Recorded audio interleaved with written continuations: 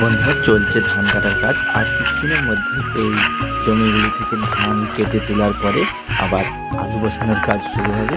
তো সেই কারণে চাষি ভাইরা পুরোদমে ধান কাটার কাজ ব্যস্ত হয়ে পড়েছি।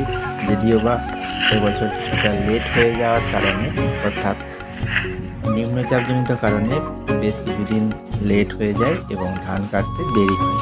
তাই দেখো বন্ধুরা, নিম্নচাপের কারণে জমির পর বিঘার পর বিঘা জমি ধান তেমন পড়ে গেছে। এতে যেমন ধান কাটতেও অসুবিধা, সেরকম কৃষক ভাইদের ধান তোলার কাজটা অনেকটা লেটও হচ্ছে বটে। তো আর বন্ধুরা, দেখতে থাকো আজকের ভিডিওতে সেই ধান কাটা এবং ধান কীভাবে সেই জমি থেকে তোলা হয় সেটা আমি পরপর দেখিয়ে যাচ্ছি। এই যে এখানে ধানগুলি কাটা হয়ে গেছে। এবার কাটা হওয়ার পরে 2 থেকে 3 দিন রোদ খেয়ে যাওয়ার পরে সেটিকে আটি বেঁধে এবং খামারজাত করা হয়। এখন ধানগুলি কেটে রোদ খাওয়ানোর কাজ চলছে মাঠে।